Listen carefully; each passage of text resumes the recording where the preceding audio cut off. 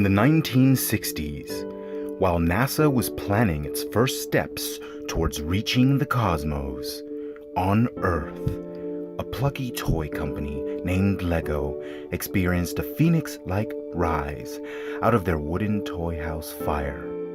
While we were off to the moon, they were on to the iconic plastic brick we know today. And it's at this time, I must say, this video is a horrible source for factual knowledge on this topic.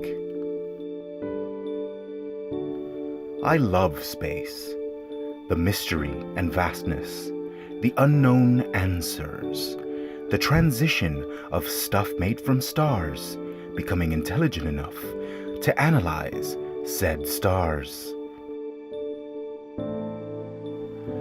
The potential for high-velocity adventure has me now, as an adult, obsessed with both science fact and science fiction. Case in point, how many of my past videos are of me with some sort of sci-fi blaster, or laser sword, or spaceship?